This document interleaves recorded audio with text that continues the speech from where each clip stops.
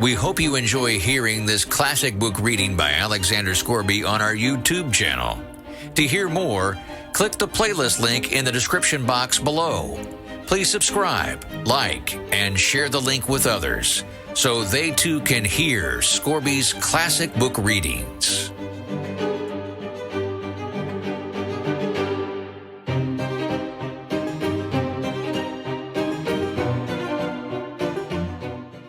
And if so, you'll need money. You'll need it for him. Do you understand? Giving it to you is the same as my giving it to him. Besides, you promised Amalia Ivanovna to pay what's owing. I heard you. How can you undertake such obligations so heedlessly, Sofya Semyonovna? It was Katerina Ivanovna's debt and not yours. So you ought not to have taken any notice of the German woman. You can't get through the world like that. If you're ever questioned about me, tomorrow or the day after, you will be asked. Don't say anything about my coming to see you now. And don't show the money to anyone or say a word about it. Well, now goodbye. He got up. My greetings to Rodion Romanovich. By the way, you'd better put the money for the present in Mr. Razumikhin's keeping. You know Mr. Razumikhin? Of course you do. He's not a bad fellow. Take it to him tomorrow or when the time comes. Until then, hide it carefully. Sonia, too, jumped up from her chair and looked in dismay at Svidrigailov. She longed to speak, to ask a question, but for the first moment she did not dare and did not know how to begin. How can you be going now in such rain? Why, be starting for America and be stopped by rain? Goodbye, Sofya Semyonovna, my dear. Live and live long. You will be of use to others. By the way, tell Mr. Razumikhin I sent my greetings to him. Tell him Arkady Ivanovich Svidrigailov sends his greetings. Be sure to. He went out, leaving Sonia in a state of wondering anxiety and vague apprehension. It appeared afterwards that on the same evening, at 11:20, he made another very eccentric and unexpected visit. The rain still persisted. Drenched to the skin, he walked into the little flat where the parents of his betrothed lived, in 3rd Street in Vasilyevsky Island. He knocked some time before he was admitted, and his visit at first caused great perturbation. But Svidrigailov could be very fascinating when he liked, so that the first and indeed very intelligent surmise of the sensible parents that Svidrigailov had probably had so much to drink that he did not know what he was doing vanished immediately. The decrepit father was wheeled in to see Svidrigailov by the tender and sensible mother, who, as usual, began the conversation with various irrelevant questions. She never asked a direct question, but began by smiling and rubbing her hands, and then, if she were obliged to ascertain something, for instance, when Svidrigailov would like to have the wedding, she would begin by interested and almost eager questions about Paris and the court life there, and only by degrees brought the conversation round to 3rd Street. On other occasions, this had of course been very impressive, but this time Arkady Ivanovich seemed particularly impatient, and insisted on seeing his betrothed at once, though he had been informed to begin with that she had already gone to bed. The girl, of course, appeared. Svidrigailov informed her at once that he was obliged by very important affairs to leave Petersburg for a time, and therefore brought her 15,000 rubles, and begged her accept them as a present from him, as he had long been intending to make her this trifling present before their wedding. The logical connection of the present with his immediate departure, and the absolute necessity of visiting them for that purpose in pouring rain at midnight, was not made clear. But it all went off very well. Even the inevitable ejaculations of wonder and regret, the inevitable questions, were extraordinarily few and restrained. On the other hand, the gratitude expressed was most glowing, and was reinforced by tears from the most sensible of mothers. Svidrigailov got up, laughed, kissed his betrothed, patted her cheek, declared he would come back soon, and noticing in her eyes, together with childish curiosity, a sort of earnest, dumb inquiry, reflected and kissed her again, though he felt sincere anger inwardly at the thought that his present would be immediately locked up in the keeping of the most sensible of mothers. He went away, leaving them all in a state of extraordinary excitement. But the tender mamma, speaking quietly in a half-whisper, settled some of the most important of their doubts, concluding that Svidrigailov was a great man, a man of great affairs and connections, and of great wealth. There was no knowing what he had in his mind. He would start off on a journey and give away money just as the fancy took him, so that there was nothing surprising about it. Of course, it was strange that he was wet through, but Englishmen, for instance, are even more eccentric. And all these people of high society didn't think of what was said of them and didn't stand on ceremony. Possibly, indeed, he came like that on purpose to show that he was not afraid of anyone. Above all, not a word should be said about it, for God knows what might come of it, and the money must be locked up. And it was most fortunate that Feodosia, the cook, had not left the kitchen. And above all, not a word must be said to that old cat, Madame Restlich, and so on, and so on. They sat up whispering till 2 o'clock, but the girl went to bed much earlier, amazed and rather sorrowful. Svidrigailov, meanwhile, exactly at midnight, crossed the bridge on the way back to the mainland. The rain had ceased, and there was a roaring wind. He began shivering, and for one moment he gazed at the black waters of the little Neva with a look of special interest, even inquiry. But he soon felt it very cold standing by the water. He turned and went towards Y Prospect. He walked along that endless street for a long time, almost half an hour, more than once stumbling in the dark on the wooden pavement, but continually looking for something on the right side of the street. He had noticed passing through this street lately that there was a hotel somewhere towards the end, built of wood but fairly large, and its name, he remembered, was something like Adrianople. He was not mistaken. The hotel was so conspicuous in that God-forsaken place that he could not fail to see it even in the dark. It was a long, blackened wooden building, and in spite of the late hour, there were lights in the windows and signs of life within. He went in and asked a ragged fellow who met him in the corridor for a room.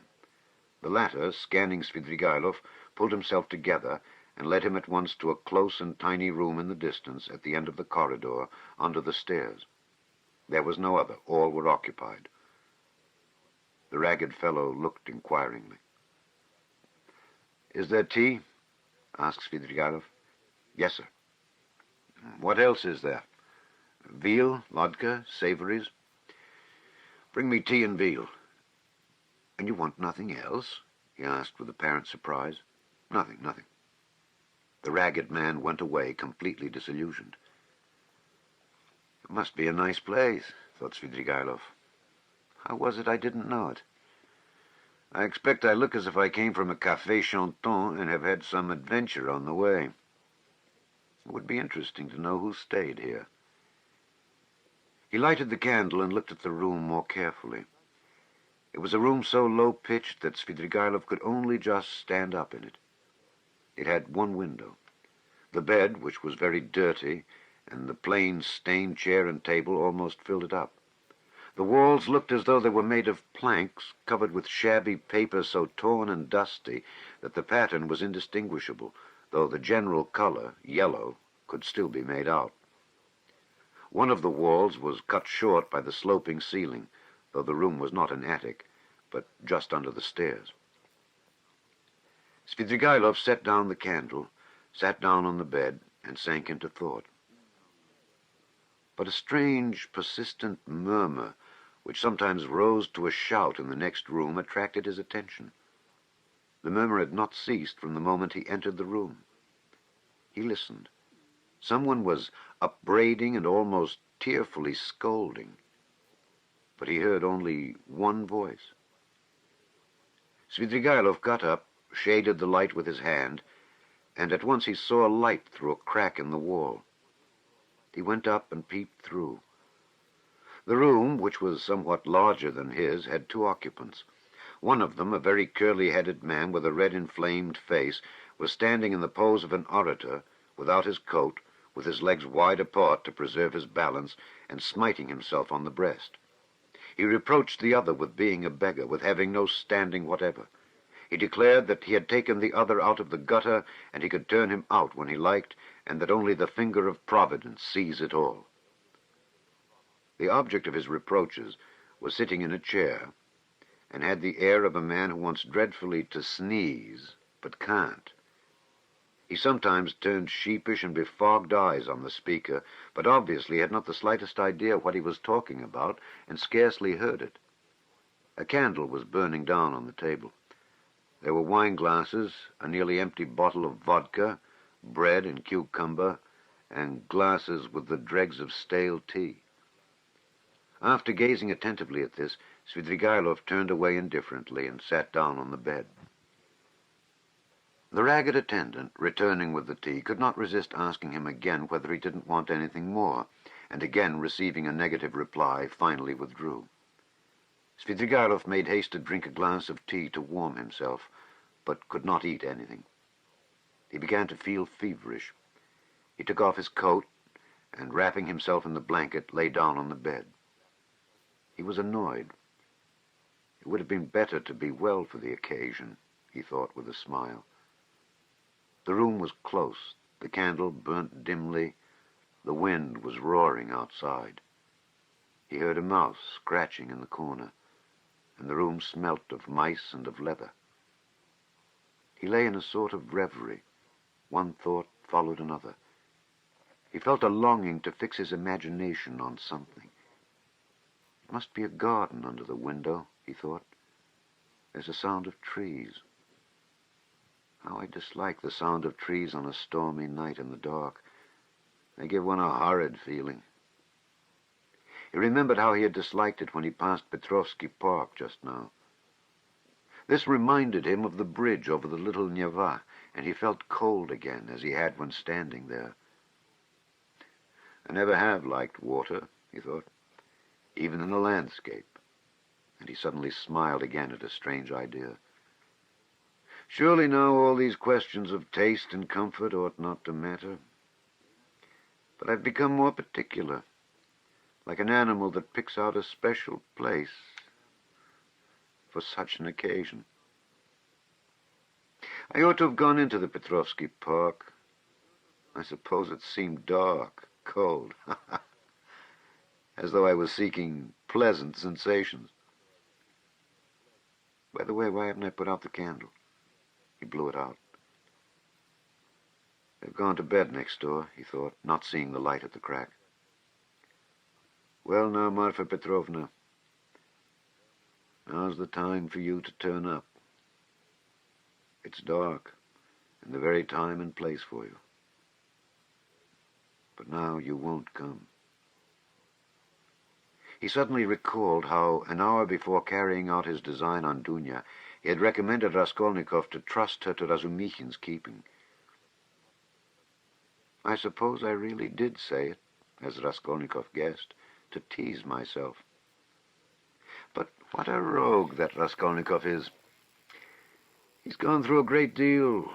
He may be a successful rogue in time when he's got over his nonsense, but now he's too eager for life. These young men are contemptible on that point. But hang the fellow, let him please himself. It's nothing to do with me. He could not get to sleep. By degrees, Dunya's image rose before him, and a shudder ran over him. No, I must give up all that now, he thought, rousing himself. I must think of something else. It's queer and funny. I never had a great hatred for anyone. I never particularly desired to revenge myself, even, and that's a bad sign, a bad sign, a bad sign. I never liked quarreling, either. I never lost my temper. That's a bad sign, too. And the promises I made her just now, too. Damnation. But who knows? Perhaps she would have made a new man of me somehow. He ground his teeth and sank into silence again. Again, Dunya's image rose before him just as she was when, after shooting the first time, she had lowered the revolver in terror and gazed blankly at him so that he might have seized her twice over, and she would not have lifted a hand to defend herself if he had not reminded her. He recalled how at that instant he felt almost sorry for her, how he had felt a pang at his heart. Damnation, these thoughts again. I must put it away. He was dozing off. The feverish shiver had ceased when suddenly something seemed to run over his arm and leg under the bedclothes. He started. Hang it, I believe it's a mouse, he thought. That's the veal I left on the table. He felt fearfully disinclined to pull off the blanket, get up, get cold. But all at once something unpleasant ran over his leg again. He pulled off the blanket and lighted the candle. Shaking with feverish chill, he bent down to examine the bed. There was nothing. He shook the blanket, and suddenly a mouse jumped out on the sheet. He tried to catch it, but the mouse ran to and fro in zigzags without leaving the bed, slipped between his fingers, ran over his hand, and suddenly darted under the pillow. He threw down the pillow, but in one instant felt something leap on his chest and dart over his body and down his back under his shirt. He trembled nervously and woke up. The room was dark. He was lying on the bed and wrapped up in the blanket as before. The wind was howling under the window. How disgusting, he thought with annoyance. He got up and sat on the edge of the bedstead with his back to the window. It's better not to sleep at all, he decided. There was a cold, damp draught from the window, however. Without getting up, he drew the blanket over him and wrapped himself in it. He was not thinking of anything and did not want to think. But one image rose after another. Incoherent scraps of thought without beginning or end passed through his mind. He sank into drowsiness. Perhaps the cold or the dampness or the dark or the wind that howled under the window and tossed the trees roused a sort of persistent craving for the fantastic. He kept dwelling on images of flowers. He fancied a charming flower garden, a bright, warm, almost hot day, a holiday, Trinity Day. A fine, sumptuous country cottage in the English taste, overgrown with fragrant flowers, with flower beds going round the house. The porch, wreathed in climbers, was surrounded with beds of roses. A light, cool staircase, carpeted with rich rugs, was decorated with rare plants in china pots.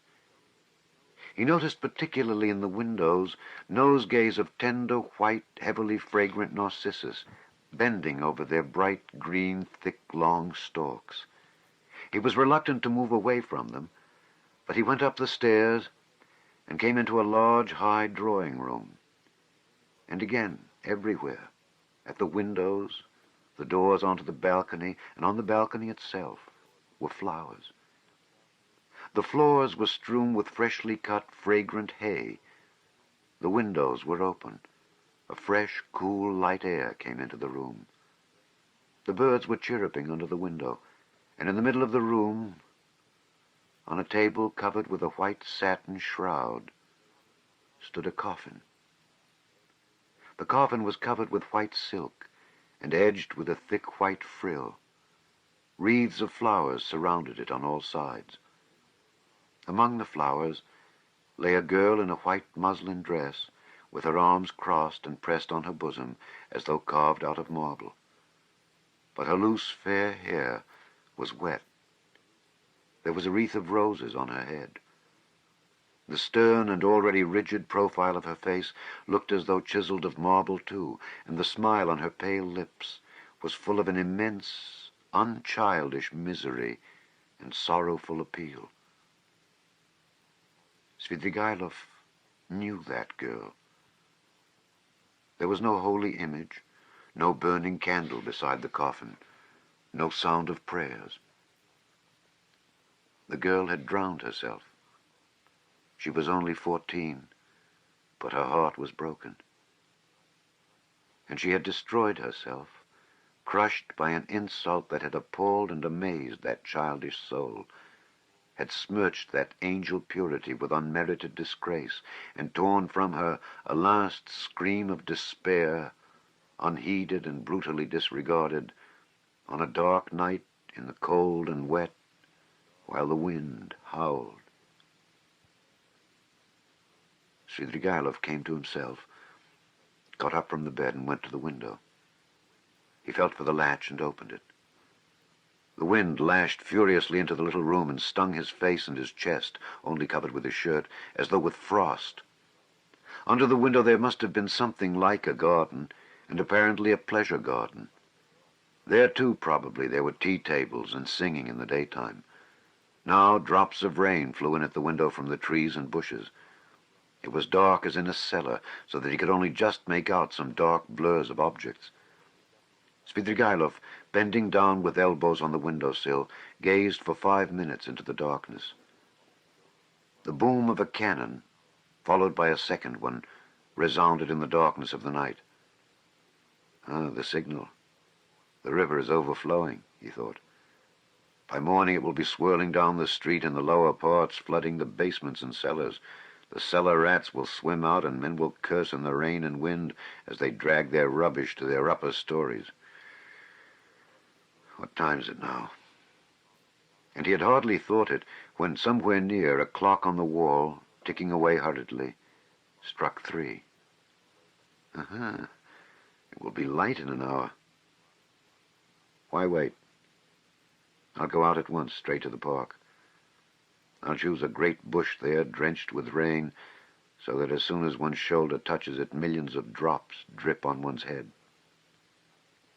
He moved away from the window, shut it, lighted the candle, put on his waistcoat, his overcoat, and his hat, and went out, carrying the candle, into the passage to look for the ragged attendant who would be asleep somewhere in the midst of candle ends and all sorts of rubbish, to pay him for the room and leave the hotel. It's the best minute. I couldn't choose a better. He walked for some time through a long, narrow corridor without finding anyone, and was just going to call out when suddenly in a dark corner between an old cupboard and the door he caught sight of a strange object which seemed to be alive. He bent down with the candle and saw a little girl not more than 5 years old, shivering and crying, with her clothes as wet as a soaking house flannel. She did not seem afraid of Svidrigailov, but looked at him with blank amazement out of her big black eyes. Now and then she sobbed, as children do when they have been crying a long time but are beginning to be comforted. The child's face was pale and tired. She was numb with cold. How could she have come here? She must have hidden here and not slept all night. He began questioning her. The child, suddenly becoming animated, chattered away in her baby language something about Mammy, and that Mammy would beat her, and about some cup that she had broken. The child chattered on without stopping. He could only guess from what she said that she was a neglected child whose mother, probably a drunken cook in the service of the hotel, whipped and frightened her, that the child had broken a cup of her mother's and was so frightened that she had run away the evening before, had hidden for a long while somewhere outside in the rain, at last had made her way in here, hidden behind the cupboard, and spent the night there, crying and trembling from the damp, the darkness, and the fear that she would be badly beaten for it. He took her in his arms, went back to his room, sat her on the bed, and began undressing her. The torn shoes which she had on her stockingless feet were as wet as if they'd been standing in a puddle all night. When he had undressed her, he put her on the bed, covered her up, and wrapped her in the blanket from her head downwards. She fell asleep at once. Then he sank into dreary musing again. What folly to trouble myself, he decided suddenly, with an oppressive feeling of annoyance. What idiocy! In vexation, he took up the candle to go and look for the ragged attendant again and make haste to go away. Damn the child, he thought as he opened the door. but he turned again to see whether the child was asleep. He raised the blanket carefully. The child was sleeping soundly. She had got warm under the blanket, and her pale cheeks were flushed. But, strange to say, that flush seemed brighter and coarser than the rosy cheeks of childhood. "It's a flush of fever," thought Svidrigailov. It was like the flush from drinking, as though she had been given a full glass to drink. Her crimson lips were hot and glowing. But what was this? He suddenly fancied that her long black eyelashes were quivering, as though the lids were opening, and a sly, crafty eye peeped out with an unchildlike wink, as though the little girl were not asleep, but pretending. Yes, it was so. Her lips parted in a smile. The corners of her mouth quivered as though she were trying to control them. But now she quite gave up all effort. Now it was a grin, a broad grin. There was something shameless, provocative in that quite unchildish face. It was depravity. It was the face of a harlot, the shameless face of a French harlot. Now both eyes opened wide. They turned a glowing, shameless glance upon him. They laughed, invited him. There was something infinitely hideous and shocking in that laugh, in those eyes, in such nastiness in the face of a child. What? At 5 years old? Svidrigailov muttered in genuine horror. What does it mean? And now she turned to him, her little face all aglow, holding out her arms. "Accursed child!" Svidrigailov cried, raising his hand to strike her. But at that moment, he woke up. He was in the same bed, still wrapped in the blanket. The candle had not been lighted, and daylight was streaming in at the windows. "I've had nightmare all night." He got up angrily, feeling utterly shattered. His bones ached. There was a thick mist outside, and he could see nothing. It was nearly 5. He had overslept himself. He got up, put on his still damp jacket and overcoat. Feeling the revolver in his pocket, he took it out, and then he sat down, took a notebook out of his pocket, and in the most conspicuous place on the title page wrote a few lines in large letters. Reading them over, he sank into thought with his elbows on the table. The revolver in the notebook lay beside him. Some flies woke up and settled on the untouched veal which was still on the table. He stared at them, and at last with his free right hand began trying to catch one. He tried till he was tired, but could not catch it. At last, realizing that he was engaged in this interesting pursuit, he started, got up, and walked resolutely out of the room. A minute later, he was in the street. A thick, milky mist hung over the town. Svidrigailov walked along the slippery, dirty wooden pavement towards the little Neva. He was picturing the waters of the little Neva swollen in the night, Petrovsky Island, the wet paths, the wet grass, the wet trees and bushes, and at last, the bush. He began ill-humoredly staring at the houses, trying to think of something else. There was not a cabman or a passer-by in the street. The bright yellow wooden little houses looked dirty and dejected with their closed shutters. The cold and damp penetrated his whole body, and he began to shiver. From time to time he came across shop signs and read each carefully. At last he reached the end of the wooden pavement and came to a big stone house. A dirty, shivering dog crossed his path with its tail between its legs. A man in a great coat lay face downwards, dead drunk, across the pavement.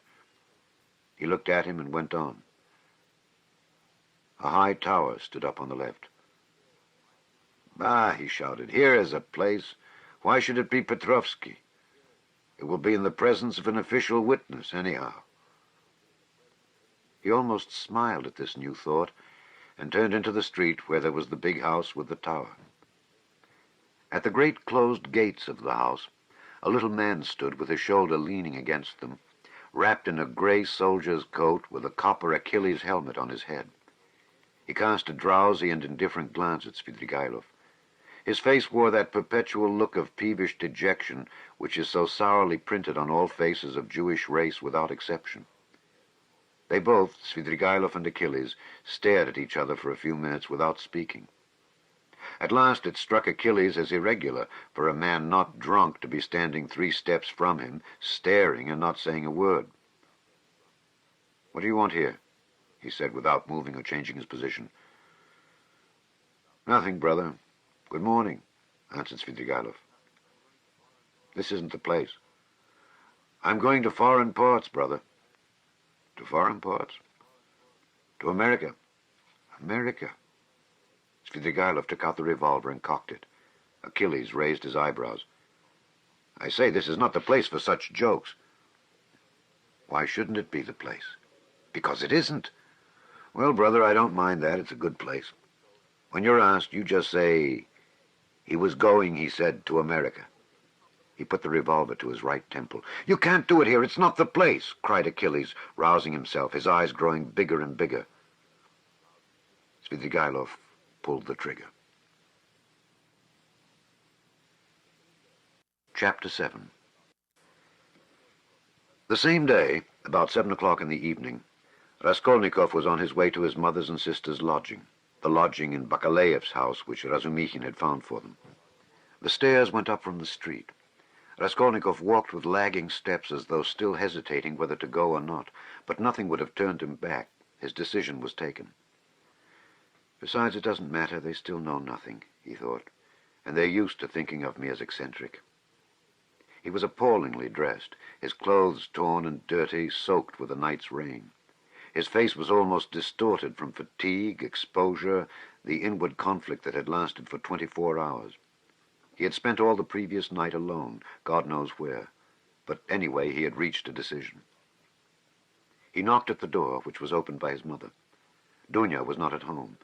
Even the servant happened to be out. At first, Porfiry Alexandrovna was speechless with joy and surprise. Then she took him by the hand and drew him into the room. "Here you are," she began, faltering with joy. "Don't be angry with me, Rodya, for welcoming you so foolishly with tears. I'm laughing, not crying. Did you think I was crying? No, I'm delighted. But I've got into such a stupid habit of shedding tears. I've been like that ever since your father's death. I cry for anything. Sit down, dear boy. You must be tired. I see you are. Ah, how muddy you are." "I was in the rain yesterday, Mother," Raskolnikov began. "No, no," Porfiry Alexandrovna hurriedly interrupted. "You thought I was going to cross-question you in the womanish way I used to. Don't be anxious. I understand it all. Now I've learned the ways here, and truly I see for myself that they're better. I've made up my mind once for all. How could I understand your plans and expect you to give an account of them? God knows what concerns and plans you may have, or what ideas you're hatching, so it's not for me to keep nudging your elbow, asking you what you're thinking about. But my goodness, why am I running to and fro as though I were crazy? I'm reading your article in the magazine for the 3rd time, Rodya. Dmitri Prokofitch brought it to me. Directly I saw it, I cried out to myself, 'There, foolish one.' I thought, that's what he's busy about. That's the solution of the mystery. Learned people are always like that. He may have some new ideas in his head just now. He's thinking them over, and I worry him and upset him. I read it, my dear, and of course there was a great deal I did not understand, but that's only natural. How should I?" "Show me, Mother." Raskolnikov took the magazine and glanced at his article. Incongruous as it was with his mood and his circumstances, he felt that strange and bitter-sweet sensation that every author experiences the first time he sees himself in print. Besides, he was only 23. It lasted only a moment. After reading a few lines, he frowned, and his heart throbbed with anguish. He recalled all the inward conflict of the preceding months. He flung the article on the table with disgust and anger. "But however foolish I may be, Rodya, I can see for myself that you will very soon be one of the leading, if not the leading man in the world of Russian thought. And they dared to think you were mad. You don't know, but they really thought that. Ah, the despicable creatures, how could they understand genius? And Dunya was all but believing it. What do you say to that? Your father sent twice to magazines. The first time, poems. I've got the manuscript and will show you. And the second time, a whole novel. I begged him to let me copy it out. And how we prayed that they should be taken. They weren't. I was breaking my heart, Roger, 6 or 7 days ago, over your food and your clothes and the way you're living. But now I see again how foolish I was, for you can attain any position you like by your intellect and talent. No doubt you don't care about that for the present, and you're occupied with much more important matters. Dunya's not at home, Mother? No, Roger, I often don't see her. She leaves me alone. Dmitri Prokofitch comes to see me. It's so good of him, and he always talks about you. He loves and respects you, my dear. I don't say that Dunya is very wanting in consideration. I'm not complaining. She has her ways, and I have mine. She seems to have got some secrets of late, and I never have any secrets from you, too. Of course, I'm sure that Dunya has far too much sense, and besides, she loves you and me, but I don't know what it will all lead to. You've made me so happy by coming now, Roger, but she's missed you by going out. When she comes in, I'll tell her. Your brother came in while you were out. Where have you been all this time? You mustn't spoil me, Roger, you know. Come when you can, but if you can't, it doesn't matter. I can wait. I shall know anyway that you're fond of me. That will be enough for me. I shall read what you write. I shall hear about you from everyone. And sometimes you'll come yourself to see me. But what could be better? Here you've come now to comfort your mother. I see that. Here Pulcheria Alexandrovna began to cry. Oh, here I am again. Don't mind my foolishness. My goodness, why am I sitting here? She cried, jumping up. There's coffee, and I don't offer you any. Ah, that's the selfishness of old age. I'll get it at once. Mother, don't trouble. I'm going at once. I haven't come for that. Please listen to me. Pulcheria Alexandrovna went up to him timidly. Mother, whatever happens, whatever you hear about me, whatever you're told about me, will you always love me as you do now? He asked suddenly from the fullness of his heart, as though not thinking of his words and not weighing them. Roger, what is the matter? How can you ask me such a question? Why, who will tell me anything about you? Besides, I shouldn't believe anyone. I should refuse to listen.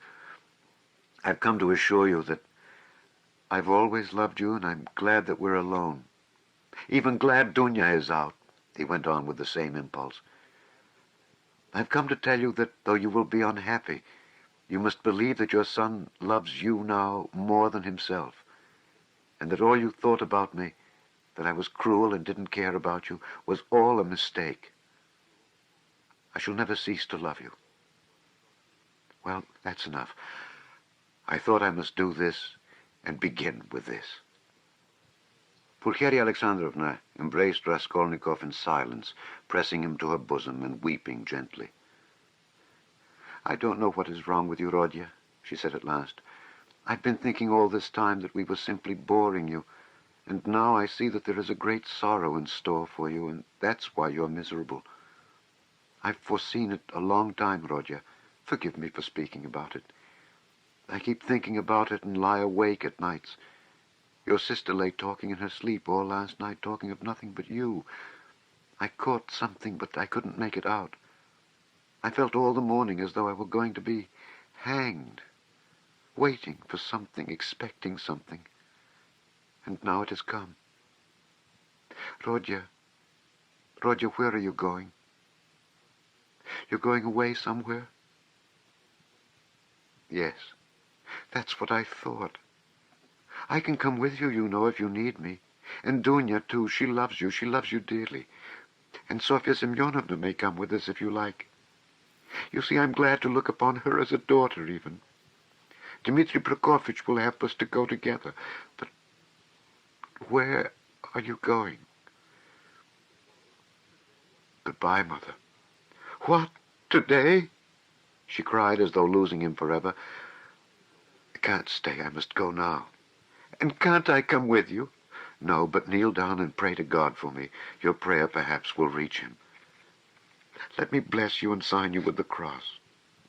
That's right. That's right. Oh, God, what are we doing?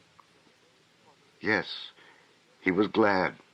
He was very glad that there was no one there, that he was alone with his mother. For the first time after all those awful months, his heart was softened. He fell down before her. He kissed her feet, and both wept, embracing. And she was not surprised and did not question him this time. For some days she had realized that something awful was happening to her son, and that now some terrible minute had come for him. "Rodya, my darling, my firstborn," she said, sobbing, "now you are just as when you were little. You would run like this to me and hug me and kiss me. When your father was living and we were poor, you comforted us simply by being with us. And when I buried your father, how often we wept together at his grave and embraced as now. And if I've been crying lately, it's that my mother's heart had a foreboding of trouble. The first time I saw you, that evening, you remember, as soon as we arrived here, I guessed simply from your eyes. My heart sank at once. And today, when I opened the door and looked at you, I thought the fatal hour had come. Rodya, Rodya, you're not going away today." "No." "You'll come again?" "Yes, I'll come. Rodya, don't be angry. I don't dare to question you. I know I mustn't. Only say 2 words to me. Is it far where you're going?" "Very far." "What is awaiting you there? Some post or career for you?" "What God sends. Only pray for me."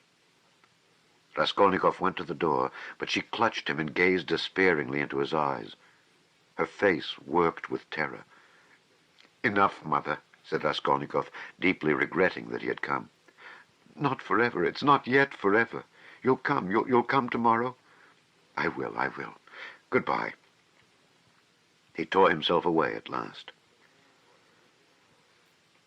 It was a warm, fresh, bright evening. It had cleared up in the morning. Raskolnikov went to his lodgings. He made haste. He wanted to finish all before sunset. He did not want to meet anyone till then. Going up the stairs, he noticed that Nastasia rushed from the samovar to watch him intently. Can anyone have come to see me? He wondered. He had a disgusted vision of Porfiry. But opening his door, he saw Dunya.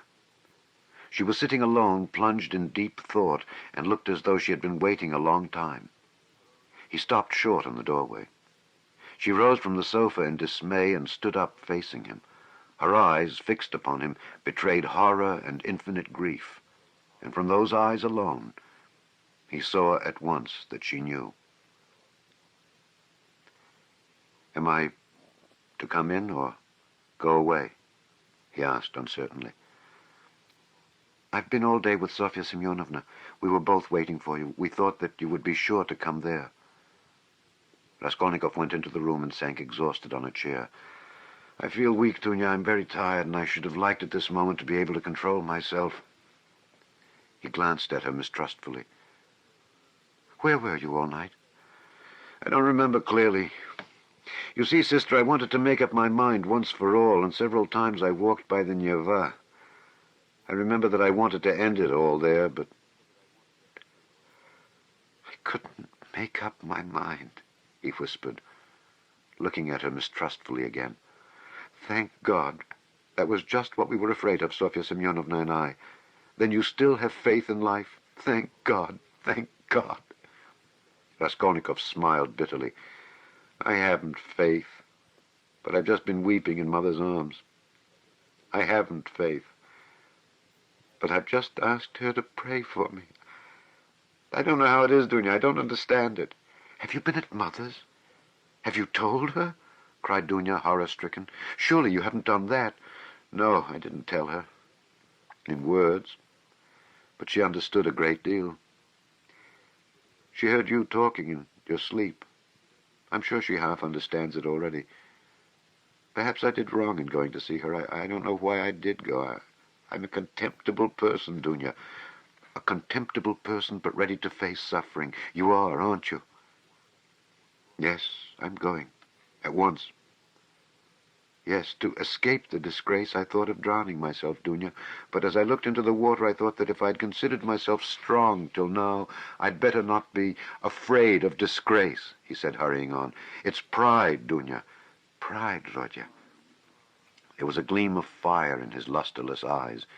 He seemed to be glad to think that he was still proud.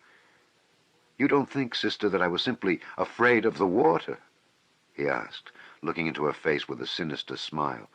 Oh, Rodya, hush, cried Dunya bitterly. Silence lasted for 2 minutes. He sat with his eyes fixed on the floor. Dunya stood at the other end of the table and looked at him with anguish. Suddenly, he got up. It's late, it's time to go. I'm going at once to give myself up. But I don't know why I'm going to give myself up. Big tears fell down her cheeks. You're crying, sister. But can you hold out your hand to me? You doubted it? She threw her arms round him. Aren't you half expiating your crime by facing the suffering? She cried, holding him close and kissing him. Crime? What crime? He cried in sudden fury. That I killed a vile, noxious insect? An old pawnbroker woman of use to no one? Killing her was atonement for 40 sins. She was sucking the life out of poor people. Was that a crime? I'm not thinking of it, and I'm not thinking of expiating it. And why are you all rubbing it in on all sides? A crime, a crime. Only now I see clearly the imbecility of my cowardice, now that I've decided to face this superfluous disgrace. It's simply because I am contemptible and have nothing in me that I've decided to. Perhaps, too, for my advantage, as that Porfiry suggested. Brother, what are you saying? Why, you've shed blood, cried Dunya in despair. Which all men shed, he put in almost frantically, which flows and has always flowed in streams, which is spilt like champagne, and for which men are crowned in the capital and are called afterwards benefactors of mankind. Look into it more carefully and understand it. I, too, wanted to do good to men and would have done hundreds, thousands of good deeds to make up for that one piece of stupidity. Not stupidity even, simply clumsiness. For the idea was by no means so stupid as it seems now that it has failed. Everything seems stupid when it fails. By that stupidity, I only wanted to put myself into an independent position, to take the first step, to obtain means, and then everything would have been smoothed over by benefits immeasurable in comparison. But I couldn't carry out even the first step because I am contemptible. That's what's the matter. And yet I won't look at it as you do. If I had succeeded, I should have been crowned with glory. But now I'm trapped. But that's not so, brother. What are you saying? It's not picturesque, not aesthetically attractive.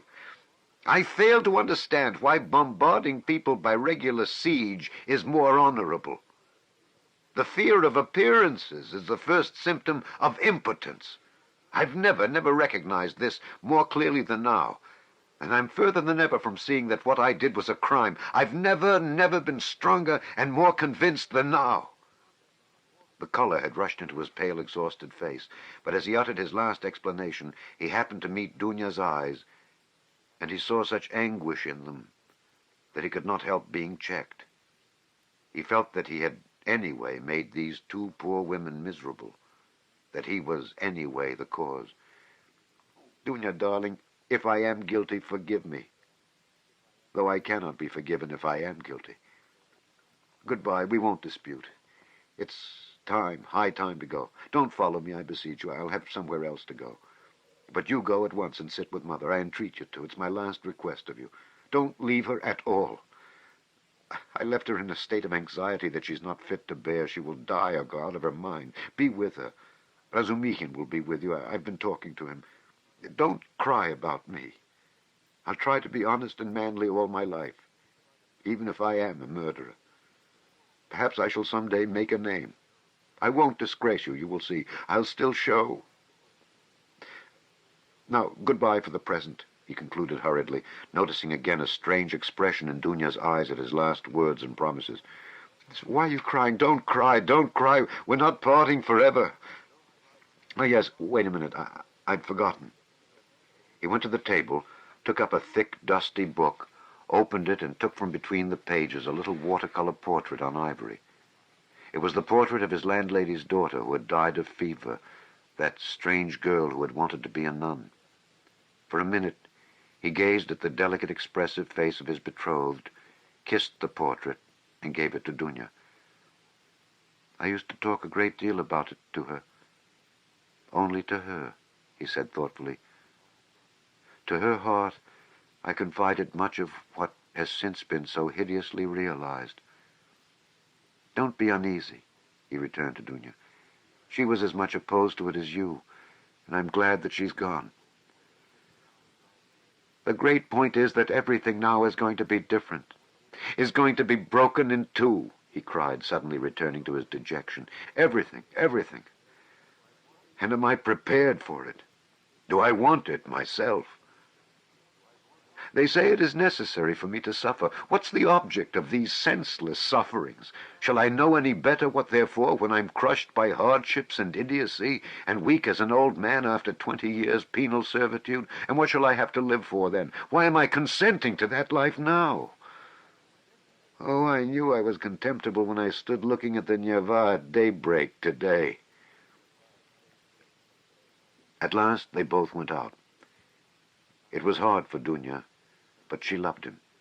She walked away, but after going 50 paces, she turned round to look at him again. He was still in sight. At the corner, he too turned, and for the last time their eyes met. But noticing that she was looking at him, he motioned her away with impatience and even vexation, and turned the corner abruptly.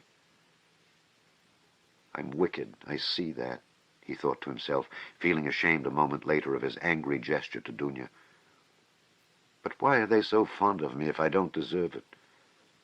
Oh, if only I were alone, and no one loved me, and I, too, had never loved anyone.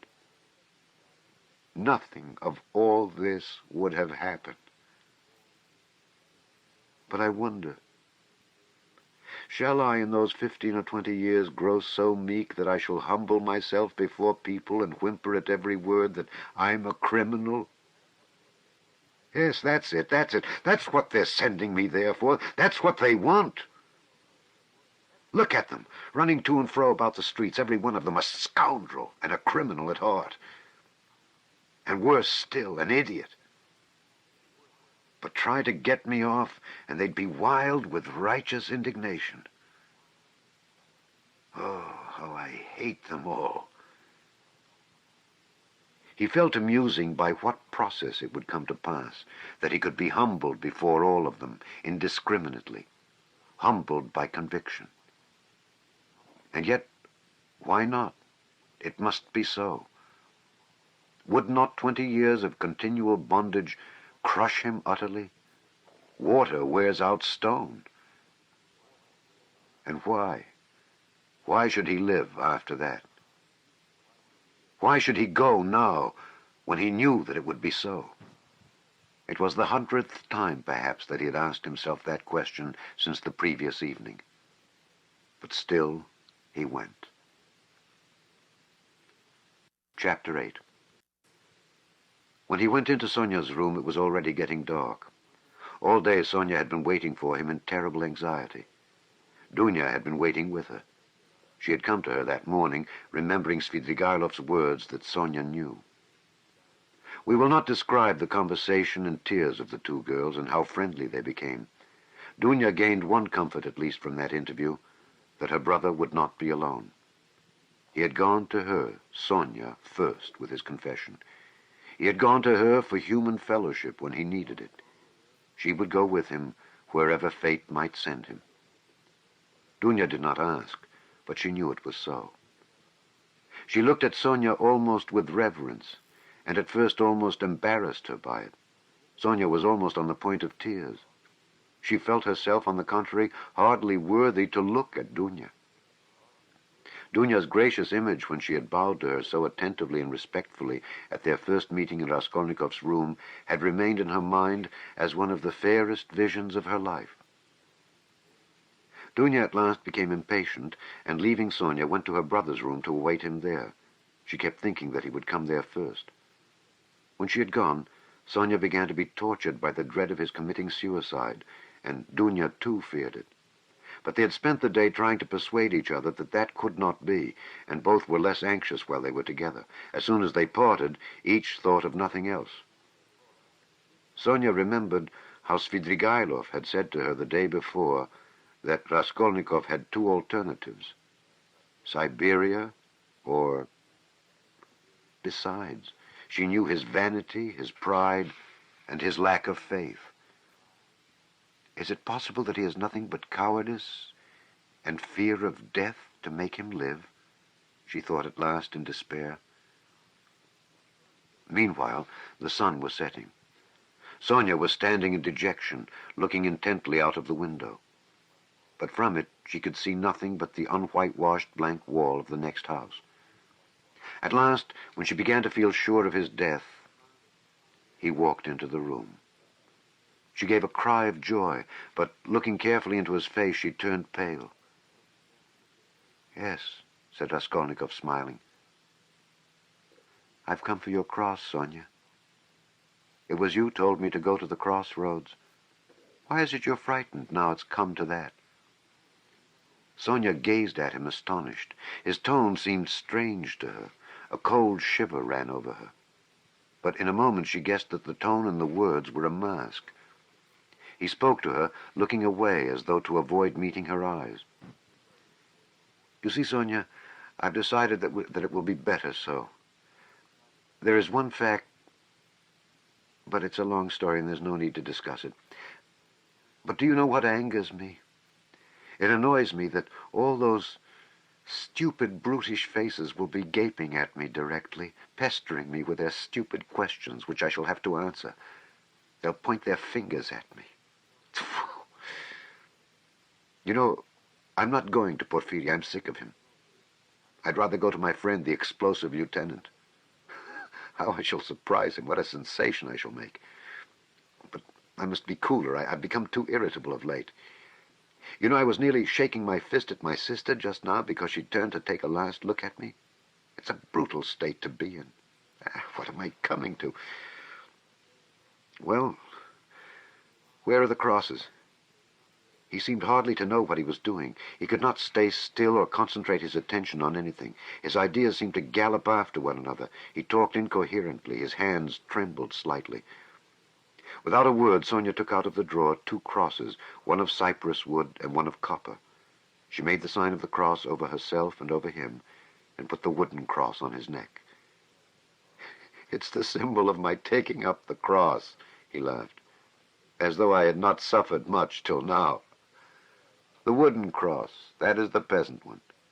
The copper one, that is Lizaveta's, you will wear yourself. Show me." So she had it on at that moment. I remember two things like these, too, a silver one and a little icon. I threw them back on the old woman's neck. Those would be appropriate now, really. Those are what I ought to put on now. But I'm talking nonsense and forgetting what matters. I'm somehow forgetful. You see, I've come to warn you, Sonia, so that you might know. That's all. That's all I came for. But I thought I had more to say. You wanted me to go yourself. Well, now I'm going to prison, and you'll have your wish. Well, what are you crying for? You too, don't. Leave off. Oh, how I hate it all. But his feeling was stirred. His heart ached as he looked at her. Why is she grieving too? He thought to himself. What am I to her? Why does she weep? Why is she looking after me like my mother or Dunya? She'll be my nurse. Cross yourself. Say at least one prayer, Sonia begged in a timid, broken voice. Oh, certainly, as much as you like. And sincerely, Sonia, sincerely. But he wanted to say something quite different. He crossed himself several times. Sonia took up her shawl and put it over her head. It was the green drap de dame shawl of which Marmeladov had spoken, the family shawl. Raskolnikov thought of that, looking at it, but he did not ask. He began to feel himself that he was certainly forgetting things and was disgustingly agitated. He was frightened at this. He was suddenly struck, too, by the thought that Sonia meant to go with him. "What are you doing? Where are you going? Stay here, stay. I'll go alone," he cried in cowardly vexation, and almost resentful, he moved towards the door. "What's the use of going in procession?" he muttered, going out. Sonia remained standing in the middle of the room. He had not even said goodbye to her. He had forgotten her. A poignant and rebellious doubt surged in his heart. Was it right? Was it right, all this? He thought again as he went down the stairs. Couldn't he stop and retract it all? We hope you are enjoying this classic book reading by Alexander Scourby. Please subscribe, like, and share the link with others. Click the playlist link in the description box below for more classic book readings.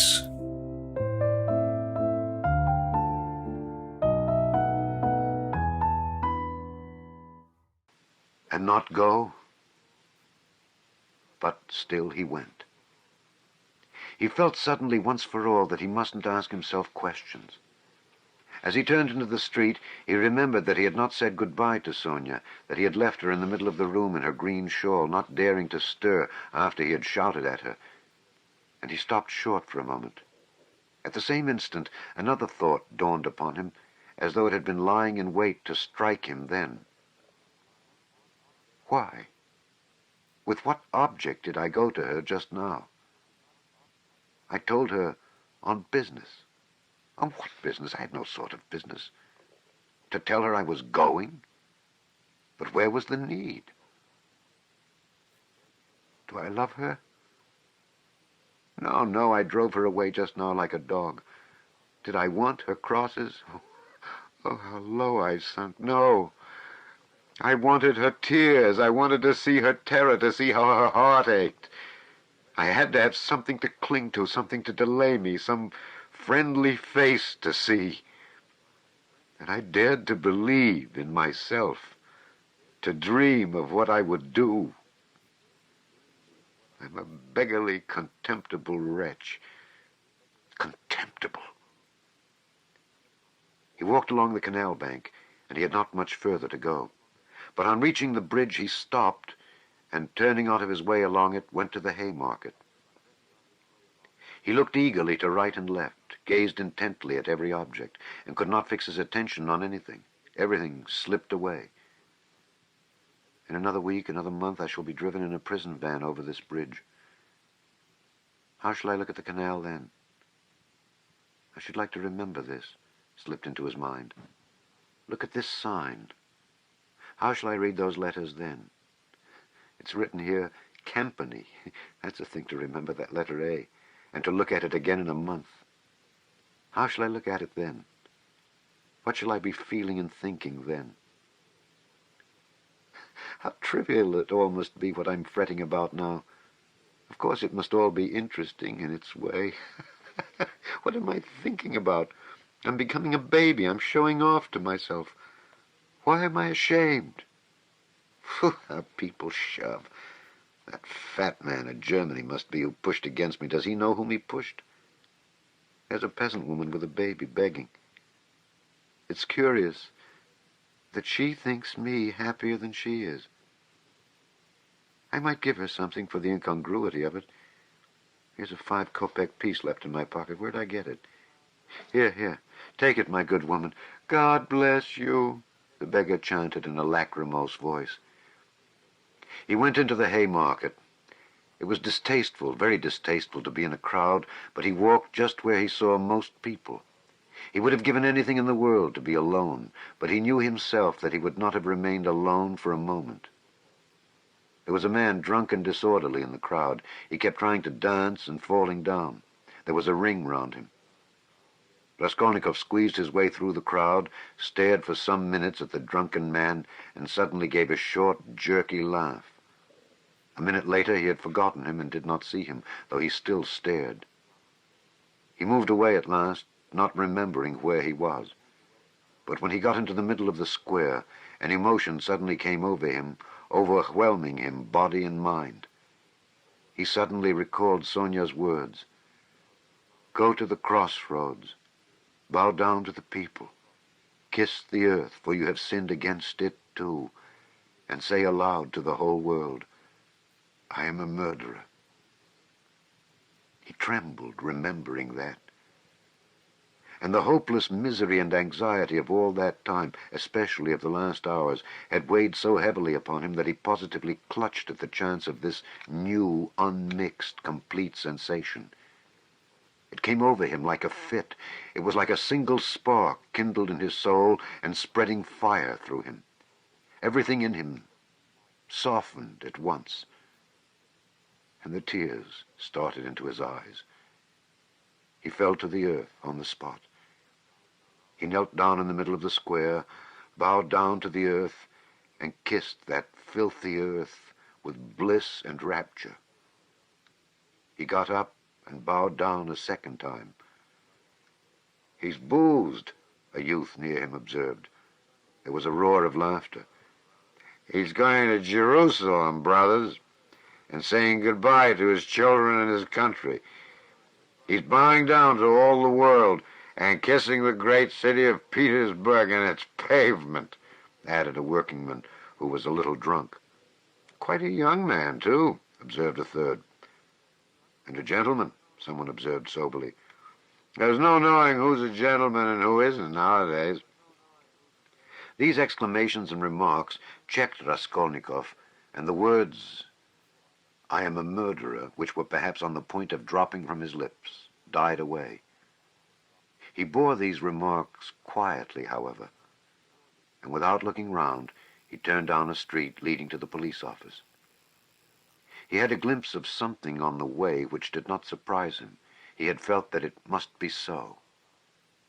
The second time he bowed down in the Haymarket, he saw standing 50 paces from him on the left, Sonia. She was hiding from him behind one of the wooden shanties in the marketplace. She had followed him then on his painful way.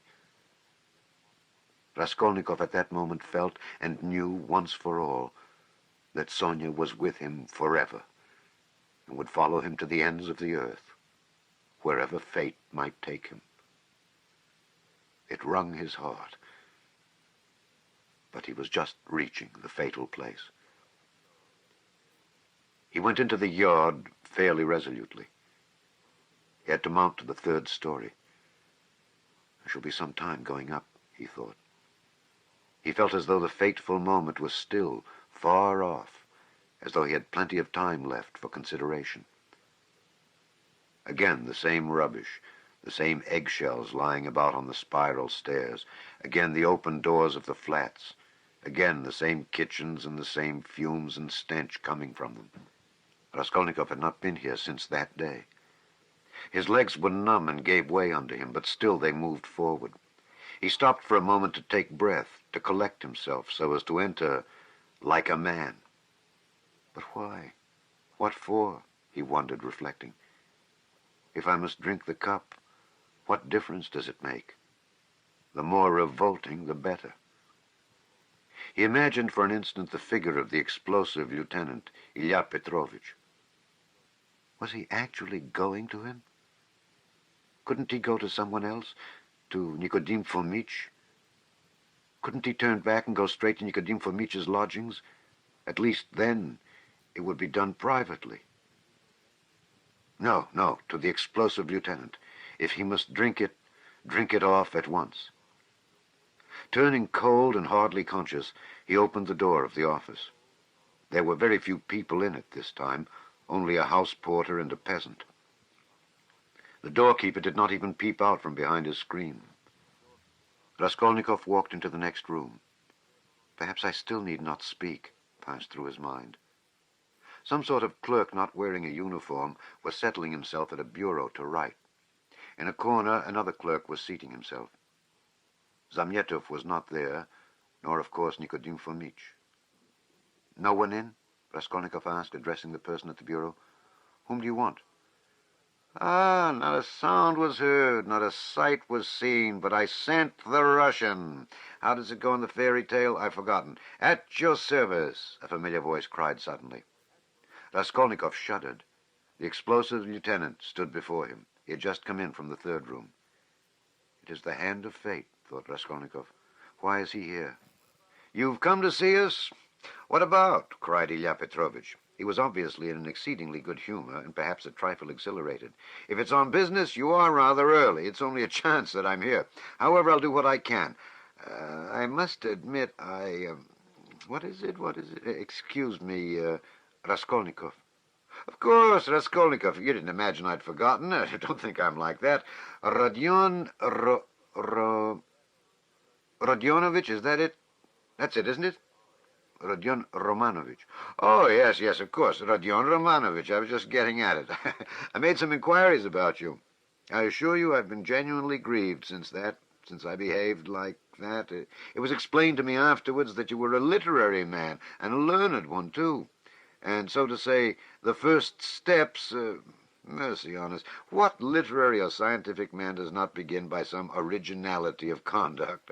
My wife and I have the greatest respect for literature. And my wife, it's a genuine passion, literature and art. If only a man is a gentleman, all the rest can be gained by talents, learning, good sense, genius. As for a hat, well, what does a hat matter? I can buy a hat as easily as I can a bun. But what's under the hat, what the hat covers, I can't buy that. I was even meaning to come and apologize to you, but thought maybe you'd... but I'm forgetting to ask you. Is there anything you want, really? I hear your family have come. Yes, my mother and sister. I've even had the honor and happiness of meeting your sister, a highly cultivated and charming person. I confess I was sorry I got so hot with you. There it is. But as for my looking suspiciously at your fainting fit, well, that affair has been cleared up splendidly. Bigotry and fanaticism. I understand your indignation. Perhaps you're changing your lodging on account of your family's arriving? No, I only looked in. I came to ask... I thought I should find Zamyetov here. Oh, yes, of course. You've made friends, I heard. Well, no, Zamyetov's not here yet. Yes, we've lost Zamyetov. He's not been here since yesterday. He quarreled with everyone on leaving in the rudest way. He's a feather-headed youngster, that's all. One might have expected something from him, but there, you know what they are, a brilliant young man. He wanted to go in for some examination, but it's only to talk and boast about it. We'll go no further than that. Of course, it's a very different matter with you or Mr. Razumikhin there, your friend. Your career is an intellectual one, and you won't be deterred by failure. For you, one may say, all the attractions of life, nihil est, is nothing. You're an ascetic, a monk, a hermit.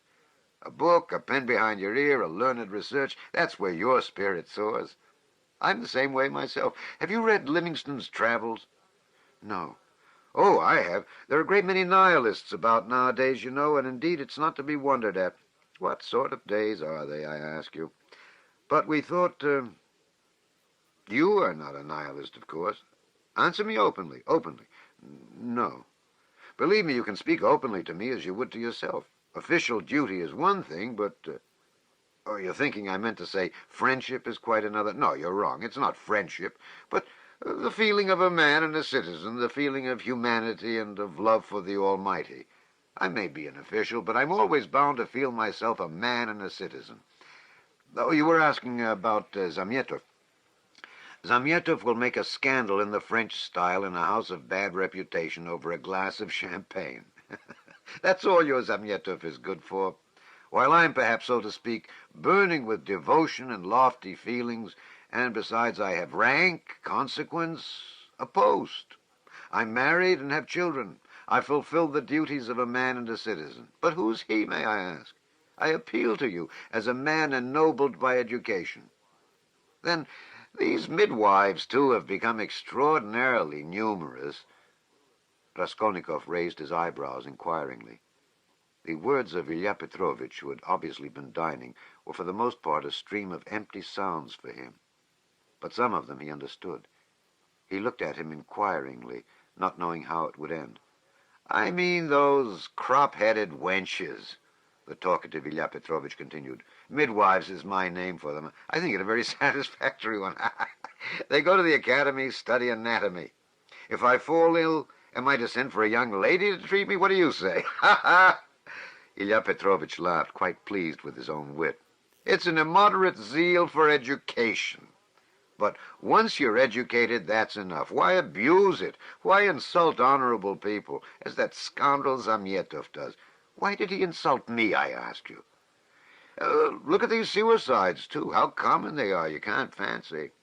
People spend their last halfpenny, kill themselves. Boys and girls and old people. Only this morning we heard about a gentleman who'd just come to town. Neil Pavlovich, I say. What was the name of that gentleman who shot himself?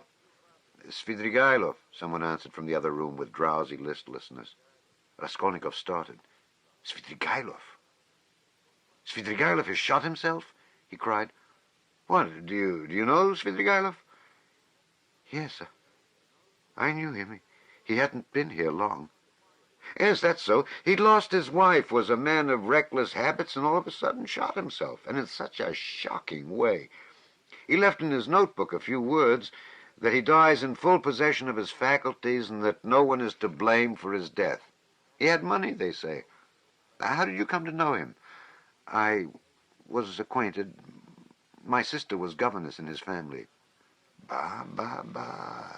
Then no doubt you can tell us something about him. You had no suspicion?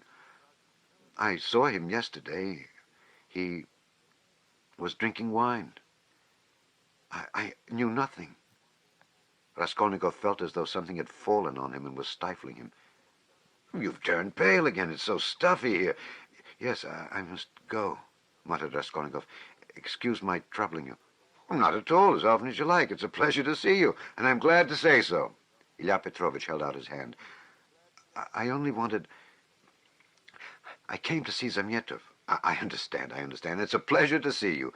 I'm very glad. Goodbye. Raskolnikov smiled. He went out. He reeled. He was overtaken with giddiness and did not know what he was doing. He began going down the stairs, supporting himself with his right hand against the wall. He fancied that a porter pushed past him on his way upstairs to the police office, that a dog in the lower story kept up a shrill barking, and that a woman flung a rolling pin at it and shouted. He went down and out into the yard. There, not far from the entrance, stood Sonia, pale and horror-stricken. She looked wildly at him. He stood still before her. There was a look of poignant agony, of despair in her face. She clasped her hands. His lips worked in an ugly, meaningless smile. He stood still a minute, grinned, and went back to the police office. Ilya Petrovich had sat down and was rummaging among some papers. Before him stood the same peasant who had pushed by on the stairs. Hello, back again? You left something behind? What's the matter? Raskolnikov, with white lips and staring eyes, came slowly nearer. He walked right to the table, leaned his hand on it, tried to say something, but could not. Only incoherent sounds were audible. You're feeling ill. A chair. Here, sit down. Some water. Raskolnikov dropped onto a chair, but he kept his eyes fixed on the face of Ilya Petrovich, which expressed unpleasant surprise. Both looked at one another for a minute and waited. Water was brought. It was I, began Raskolnikov. Drink some water. Raskolnikov refused the water with his hand, and softly and brokenly, but distinctly said, It was I killed the old pawnbroker woman and her sister Lizaveta with an axe and robbed them. Ilya Petrovich opened his mouth. People ran up on all sides. Raskolnikov repeated his statement. Epilogue. Chapter 1. Siberia. On the banks of a broad solitary river stands a town, one of the administrative centers of Russia. In the town there is a fortress. In the fortress there is a prison. In the prison, the second-class convict Rodion Raskolnikov has been confined for 9 months. Almost a year and a half has passed since his crime. There had been little difficulty about his trial. The criminal adhered exactly, firmly, and clearly to his statement. He did not confuse nor misrepresent the facts, nor soften them in his own interest, nor omit the smallest detail. He explained every incident of the murder, the secret of the pledge, the piece of wood with a strip of metal, which was found in the murdered woman's hand. He described minutely how he had taken her keys, what they were like, as well as the chest and its contents. He explained the mystery of Lizaveta's murder, described how Koch and after him the student knocked and repeated all they had said to one another, how he afterwards had run downstairs and heard Nikolai and Dmitri shouting, how he had hidden in the empty flat and afterwards gone home. He ended by indicating the stone in the yard off the Voznesensky Prospect under which the purse and the trinkets were found. The whole thing, in fact, was perfectly clear. The lawyers and the judges were very much struck, among other things, by the fact that he had hidden the trinkets and the purse under a stone without making use of them, and that what was more, he did not now remember what the trinkets were like or even how many there were. The fact that he had never opened the purse and did not even know how much was in it seemed incredible. There turned out to be in the purse 317 rubles and 60 kopecks. From being so long under the stone, some of the most valuable notes lying uppermost had suffered from the damp. They were a long while trying to discover why the accused man should tell a lie about this, when about everything else he had made a truthful and straightforward confession. Finally, some of the lawyers more versed in psychology admitted that it was possible he had really not looked into the purse, and so didn't know what was in it when he hid it under the stone. But they immediately drew the deduction that the crime could only have been committed through temporary mental derangement, through homicidal mania, without object or the pursuit of gain. This fell in with the most recent fashionable theory of temporary insanity, so often applied in our days in criminal cases. Moreover, Raskolnikov's hypochondriacal condition was proved by many witnesses, by Dr. Zosimov, his former fellow students, his landlady, and her servant. All this pointed strongly to the conclusion that Raskolnikov was not quite like an ordinary murderer and robber, but that there was another element in the case. To the intense annoyance of those who maintained this opinion, the criminal scarcely attempted to defend himself. To the decisive question as to what motive impelled him to the murder and the robbery, he answered very clearly, with the coarsest frankness, that the cause was his miserable position, his poverty and helplessness, and his desire to provide for his first steps in life by the help of the 3,000 rubles he had reckoned on finding. He had been led to the murder through his shallow and cowardly nature, exasperated, moreover, by privation and failure. To the question what led him to confess, he answered that it was his heartfelt repentance. All this was almost coarse. The sentence, however, was more merciful than could have been expected, perhaps partly because the criminal had not tried to justify himself, but had rather shown a desire to exaggerate his guilt. All the strange and peculiar circumstances of the crime were taken into consideration. There could be no doubt of the abnormal and poverty-stricken condition of the criminal at the time. The fact that he had made no use of what he had stolen was put down partly to the effect of remorse, partly to his abnormal mental condition at the time of the crime. Incidentally, the murder of Lizaveta served indeed to confirm the last hypothesis. A man commits 2 murders and forgets that the door is open. Finally, the confession, at the very moment when the case was hopelessly muddled by the false evidence given by Nikolai through melancholy and fanaticism, and when, moreover, there were no proofs against the real criminal, no suspicions even, Porfiry Petrovitch fully kept his word. All this did much to soften the sentence. Other circumstances, too, in the prisoner's favor came out quite unexpectedly. Razumikhin somehow discovered and proved that while Raskolnikov was at the university, he had helped a poor consumptive fellow student and had spent his last penny on supporting him for 6 months. And when this student died, leaving a decrepit old father whom he had maintained almost from his 13th year, Raskolnikov had got the old man into a hospital and paid for his funeral when he died. Raskolnikov's landlady bore witness, too, that when they had lived in another house at 5 Corners, Raskolnikov had rescued 2 little children from a house on fire and was burnt in doing so. This was investigated, and fairly well confirmed by many witnesses. These facts made an impression in his favor. And in the end, the criminal was, in consideration of extenuating circumstances, condemned to penal servitude in the second class for a term of 8 years only.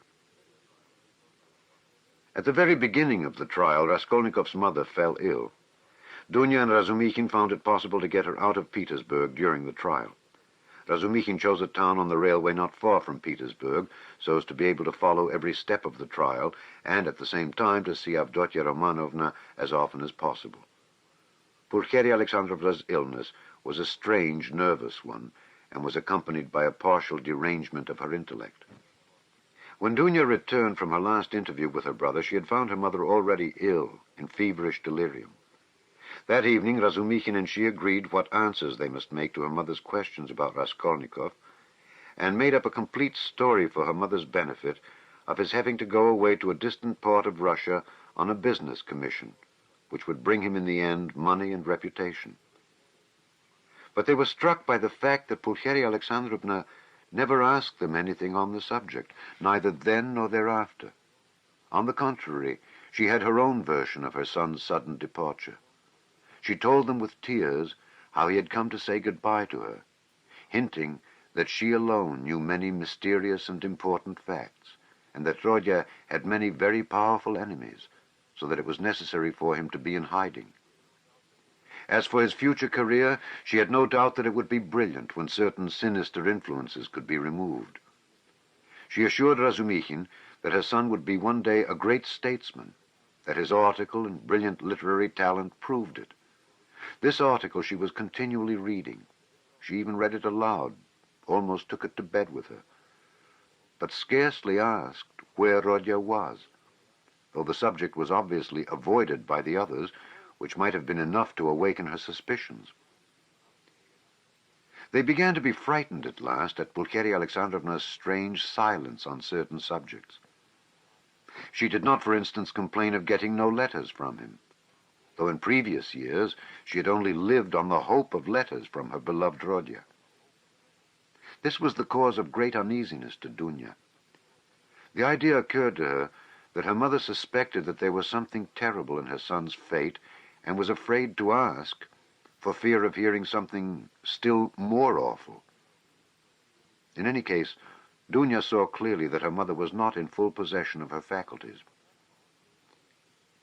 It happened once or twice, however, that Pulcheria Alexandrovna gave such a turn to the conversation that it was impossible to answer her without mentioning where Rodya was, and on receiving unsatisfactory and suspicious answers, she became at once gloomy and silent, and this mood lasted for a long time.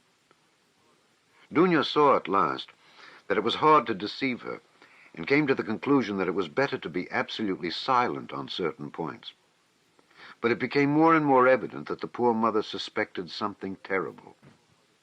Dunya remembered her brother's telling her that her mother had overheard her talking in her sleep on the night after her interview with Svidrigailov and before the fatal day of the confession. Had not she made out something from that? Sometimes days and even weeks of gloomy silence and tears would be succeeded by a period of hysterical animation, and the invalid would begin to talk almost incessantly of her son, of her hopes of his future. Her fancies were sometimes very strange. They humored her, pretended to agree with her. She saw perhaps that they were pretending, but she still went on talking. 5 months after Raskolnikov's confession, he was sentenced. Razumikhin and Sonia saw him in prison as often as it was possible. At last, the moment of separation came. Dunya swore to her brother that the separation should not be forever. Razumikhin did the same. Razumikhin, in his youthful ardor, had firmly resolved to lay the foundations, at least, of a secure livelihood during the next 3 or 4 years, and, saving up a certain sum, to emigrate to Siberia, a country rich in every natural resource and in need of workers, active men, and capital. There they would settle in the town where Rodya was, and all together would begin a new life. They all wept at parting. Raskolnikov had been very dreamy for a few days before. He asked a great deal about his mother and was constantly anxious about her. He worried so much about her that it alarmed Dunya. When he heard about his mother's illness, he became very gloomy. With Sonia, he was particularly reserved all the time. With the help of the money left to her by Svidrigailov, Sonia had long ago made her preparations to follow the party of convicts in which he was dispatched to Siberia. Not a word passed between Raskolnikov and her on the subject, but both knew it would be so. At the final leave-taking, he smiled strangely at his sisters and Razumikhin's fervent anticipations of their happy future together when he should come out of prison. He predicted that their mother's illness would soon have a fatal ending. Sonia and he at last set off.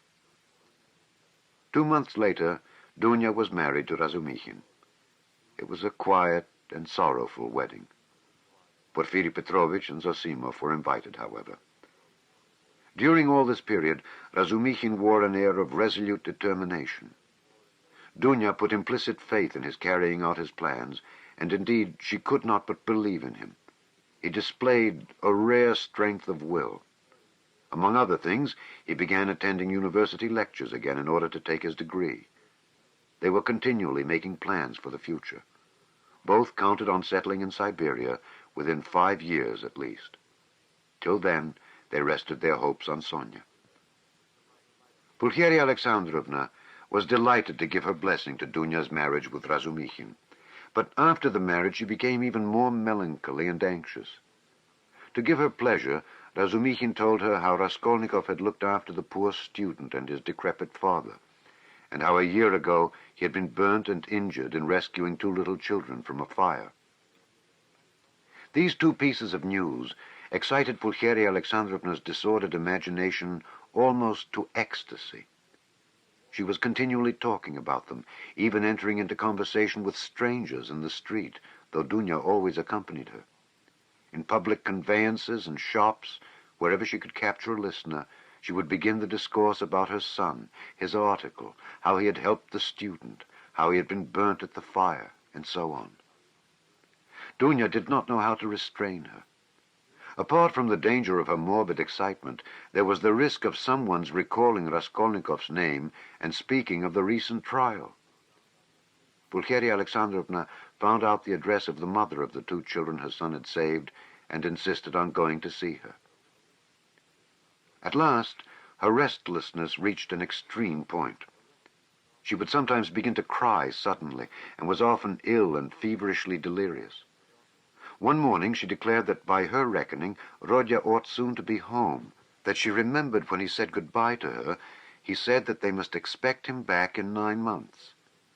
She began to prepare for his coming, began to do up her room for him, to clean the furniture, to wash and put up new hangings, and so on.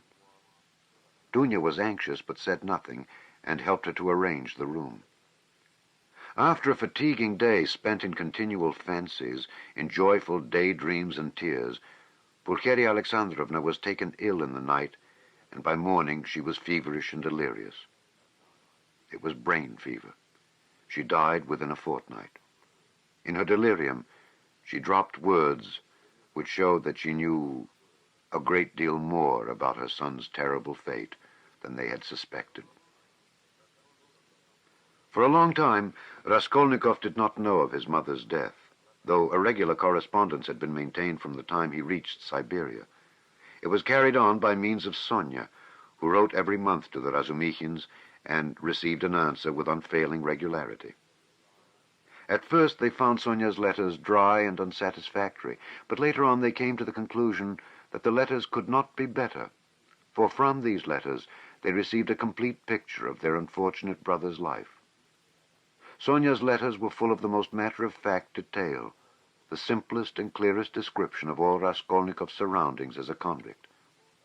There was no word of her own hopes, no conjecture as to the future, no description of her feelings. Instead of any attempt to interpret his state of mind and inner life, she gave the simple facts. That is, his own words, an exact account of his health, what he asked for at their interviews, what commissions he gave her, and so on. all these facts she gave with extraordinary minuteness. The picture of their unhappy brother stood out at last with great clearness and precision. There could be no mistake, because nothing was given but facts. But Dunya and her husband could get little comfort out of the news, especially at first. Sonia wrote that he was constantly sullen and not ready to talk, that he scarcely seemed interested in the news she gave him from their letters, that he sometimes asked after his mother, and that when, seeing that he had guessed the truth, she told him at last of her death, she was surprised to find that he did not seem greatly affected by it, not externally at any rate. She told them that although he seemed so wrapped up in himself and as it were shut himself off from everyone, he took a very direct and simple view of his new life, that he understood his position, expected nothing better for the time, had no ill-founded hopes, as is so common in his position, and scarcely seemed surprised at anything in his surroundings, so unlike anything he had known before.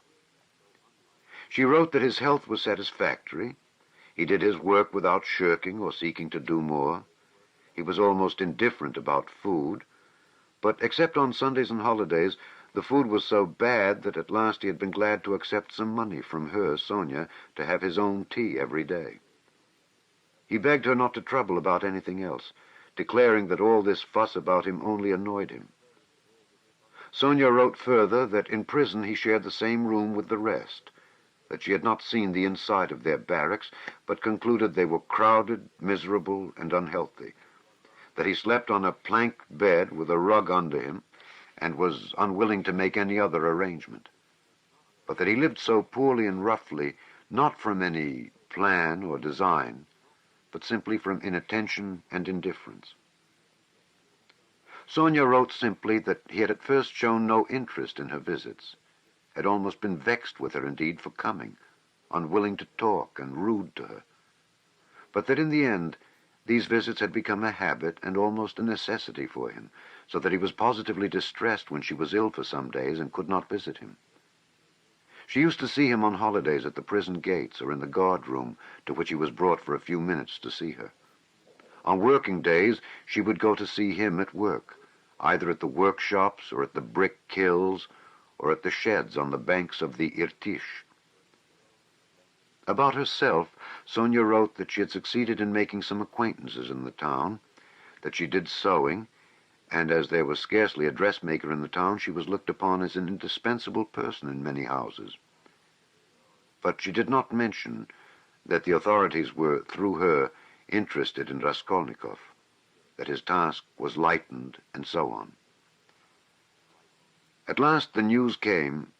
Dunya had indeed noticed signs of alarm and uneasiness in the preceding letters, that he held aloof from everyone, that his fellow prisoners did not like him, that he kept silent for days at a time and was becoming very pale. In the last letter, Sonia wrote that he had been taken very seriously ill and was in the convict ward of the hospital. Chapter 2. He was ill a long time, but it was not the horrors of prison life, not the hard labor, the bad food, the shaven head, or the patched clothes that crushed him. What did he care for all those trials and hardships? He was even glad of the hard work. Physically exhausted, he could at least reckon on a few hours of quiet sleep. And what was the food to him? The thin cabbage soup with beetles floating in it. In the past, as a student, he had often not had even that. His clothes were warm and suited to his manner of life. He did not even feel the fetters. Was he ashamed of his shaven head and party-colored coat? Before whom? Before Sonia? Sonia was afraid of him. How could he be ashamed before her? And yet he was ashamed, even before Sonia, whom he tortured because of it with his contemptuous, rough manner. But it was not his shaven head and his fetters he was ashamed of. His pride had been stung to the quick. It was wounded pride that made him ill. Oh, how happy he would have been if he could have blamed himself. He could have borne anything then, even shame and disgrace. But he judged himself severely, and his exasperated conscience found no particularly terrible fault in his past. except a simple blunder which might happen to anyone.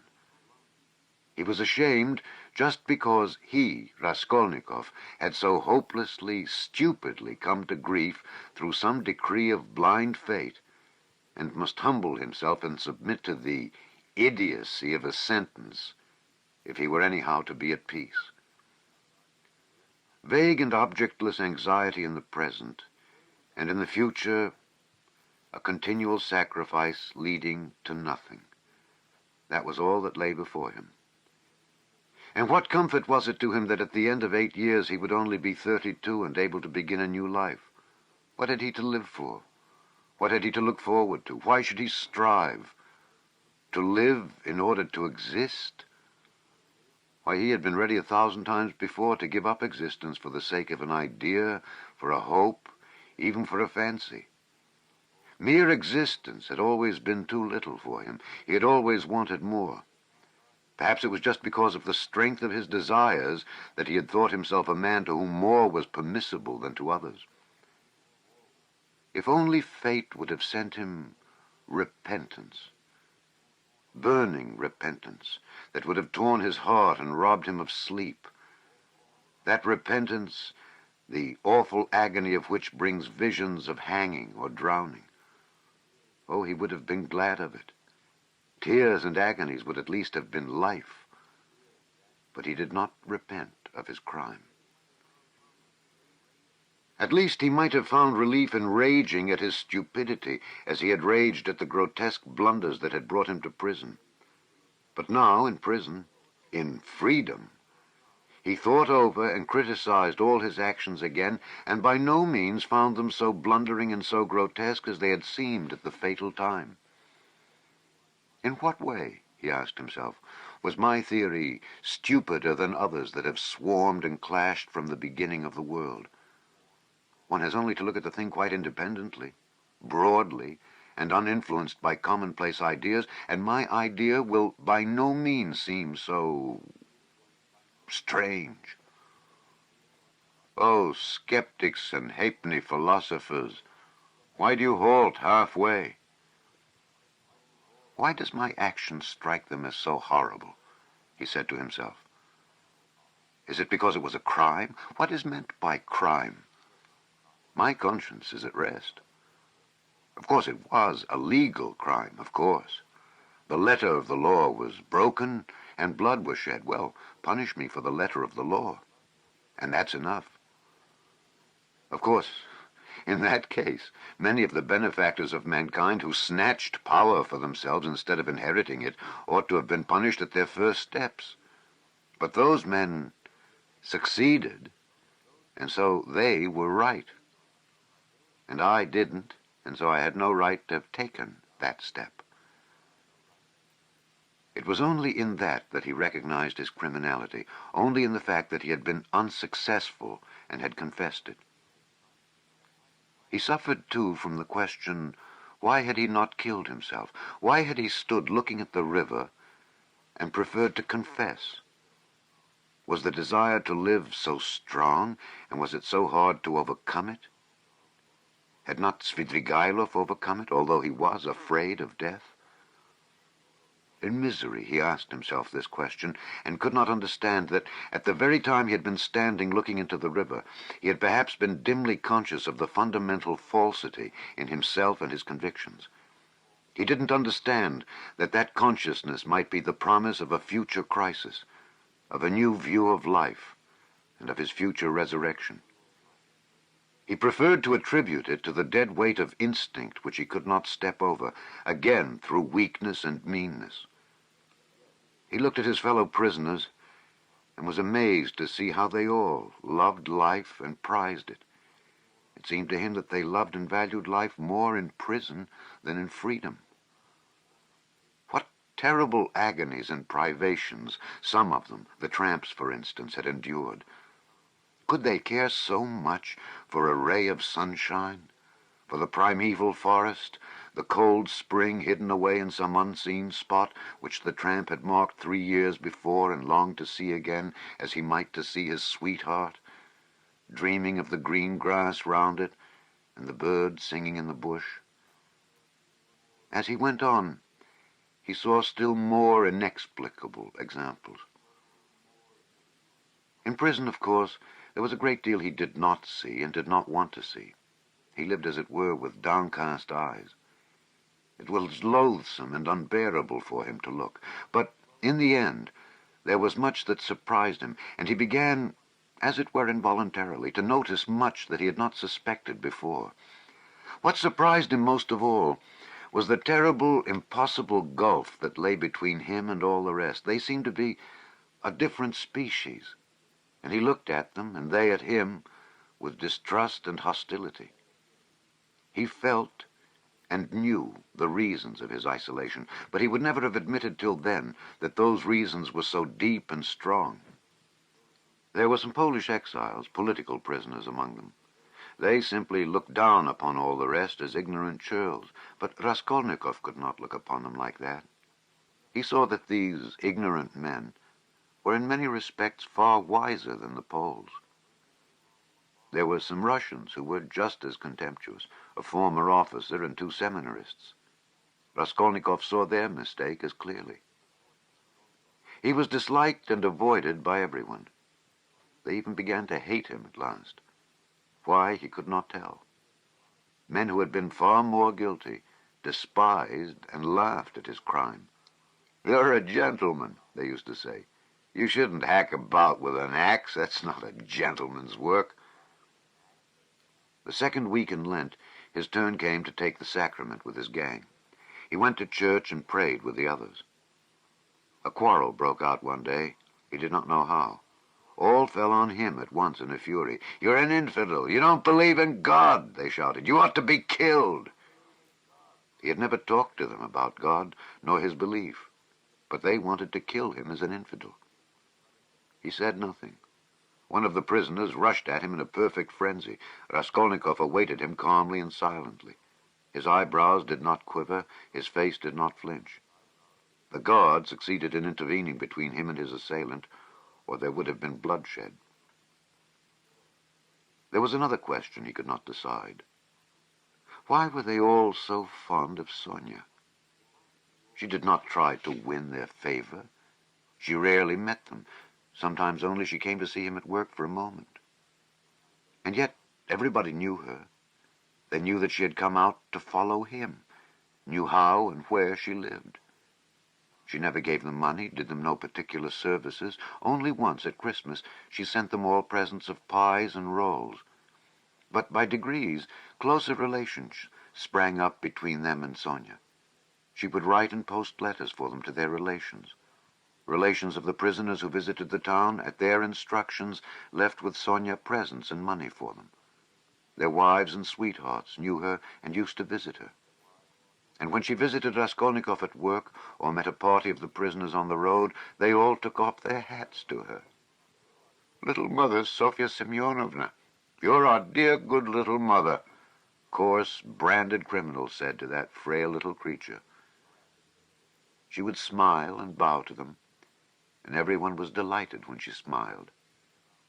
They even admired her gait and turned round to watch her walking.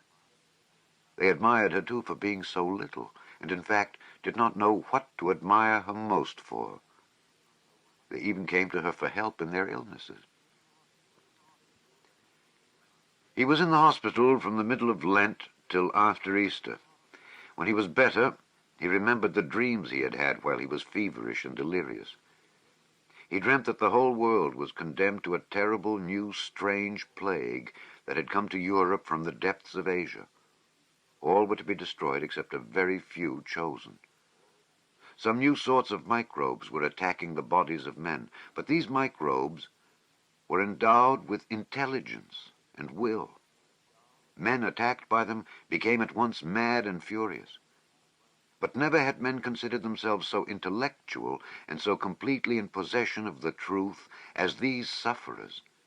Never had they considered their decisions, their scientific conclusions, their moral convictions so infallible. Whole villages, whole towns and peoples went mad from the infection. All were excited and did not understand one another. Each thought that he alone had the truth and was wretched looking at the others, beat himself on the breast, wept and wrung his hands. They did not know how to judge, and could not agree what to consider evil and what good. They did not know whom to blame, whom to justify. Men killed each other in a sort of senseless spite. They gathered together in armies against one another. But even on the march, the armies would begin attacking each other. The ranks would be broken and the soldiers would fall on each other, stabbing and cutting, biting and devouring each other.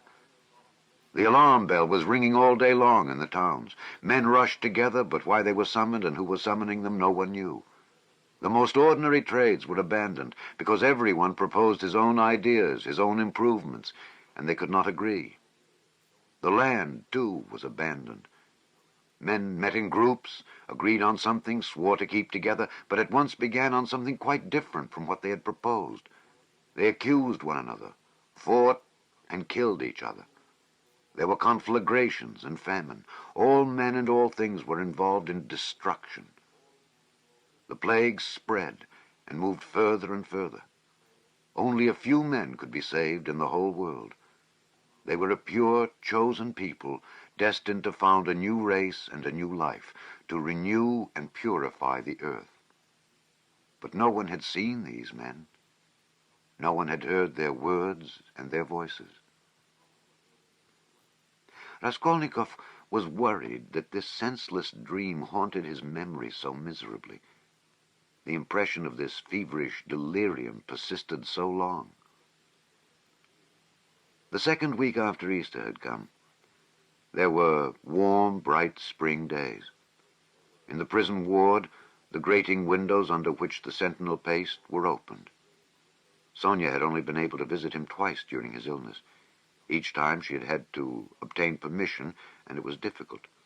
But she often used to come to the hospital yard, especially in the evening, sometimes only to stand a minute and look up at the windows of the ward.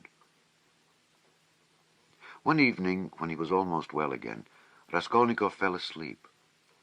On waking up, he chanced to go to the window, and at once saw Sonia in the distance at the hospital gate. She seemed to be waiting for someone. Something stabbed him to the heart at that minute. He shuddered and moved away from the window. Next day, Sonia did not come, nor the day after. He noticed that he was expecting her uneasily. At last, he was discharged. On reaching the prison, he learned from the convicts that Sofya Semyonovna was lying ill at home and was unable to go out. He was very uneasy and sent to inquire after her. He soon learned that her illness was not dangerous. Hearing that he was anxious about her, Sonia sent him a penciled note telling him that she was much better, that she had a slight cold, and that she would soon, very soon, come and see him at his work. His heart throbbed painfully as he read it. Again, it was a warm, bright day. Early in the morning, at 6 o'clock, he went off to work on the riverbank, where they used to pound alabaster, and where there was a kiln for baking it in a shed. There were only 3 of them sent. One of the convicts went with the guard to the fortress to fetch a tool. The other began getting the wood ready and laying it in the kiln. Raskolnikov came out of the shed onto the riverbank, sat down on a heap of logs by the shed, and began gazing at the wide, deserted river. From the high bank, a broad landscape opened before him.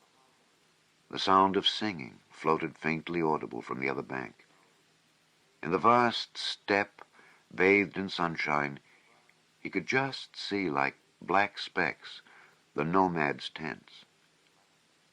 There was freedom. There other men were living, utterly unlike those here. There time itself seemed to stand still, as though the age of Abraham and his flocks had not passed. Raskolnikov sat gazing. His thoughts passed into daydreams, into contemplation. He thought of nothing. But a vague restlessness excited and troubled him. Suddenly, he found Sonia beside him. She had come up noiselessly and sat down at his side.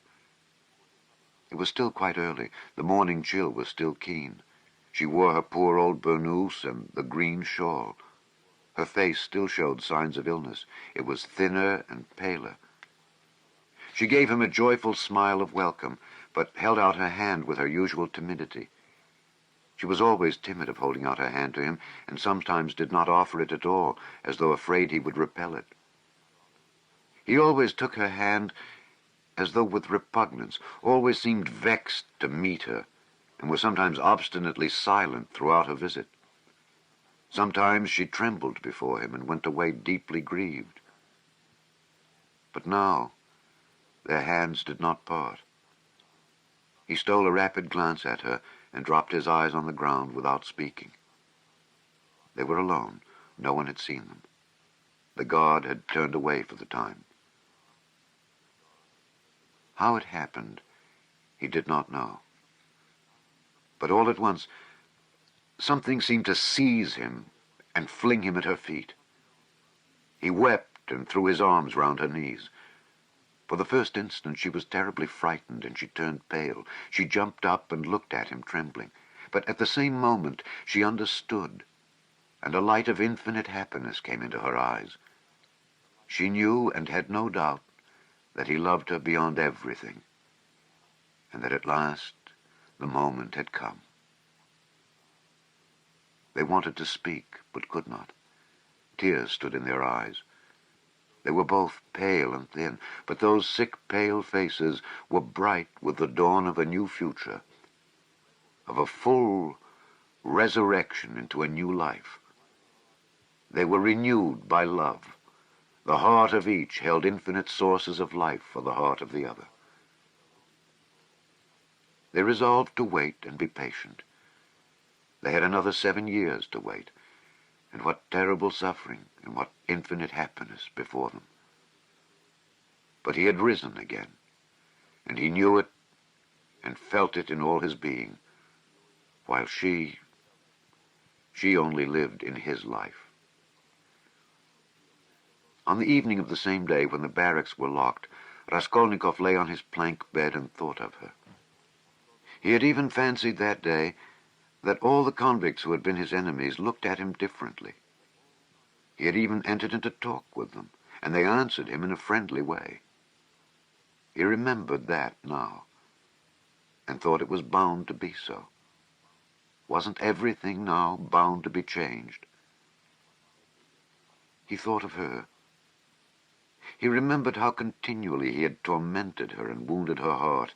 He remembered her pale and thin little face. But these recollections scarcely troubled him now. He knew with what infinite love he would now repay all her sufferings. And what were all the agonies of the past?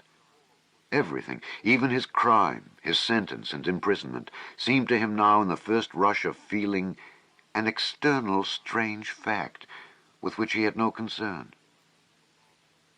But he could not think for long together of anything that evening, and he could not have analyzed anything consciously. He was simply feeling. Life had stepped into the place of theory, and something quite different would work itself out in his mind. Under his pillow lay the New Testament. He took it up mechanically. The book belonged to Sonia. It was the one from which she had read the raising of Lazarus to him. At first, he was afraid that she would worry him about religion, would talk about the gospel and pester him with books, but to his great surprise, she had not once approached the subject and had not even offered him the Testament. He had asked for it himself, not long before his illness, and she brought him the book without a word. Till now, he had not opened it. He did not open it now. But one thought passed through his mind. Can her convictions not be mine now? Her feelings, her aspirations at least? She too had been greatly agitated that day, and at night she was taken ill again. But she was so happy, and so unexpectedly happy, that she was almost frightened of her happiness. 7 years. Only 7 years. At the beginning of their happiness, at some moments, they were both ready to look on those 7 years as though they were 7 days. He did not know that the new life would not be given him for nothing, that he would have to pay dearly for it, that it would cost him great striving, great suffering. But that is the beginning of a new story. The story of the gradual renewal of a man. The story of his gradual regeneration, of his passing from one world into another, of his initiation into a new, unknown life. That might be the subject of a new story. But our present story is ended. End of Crime and Punishment by Fyodor Dostoevsky. Narrated by Alexander Scourby.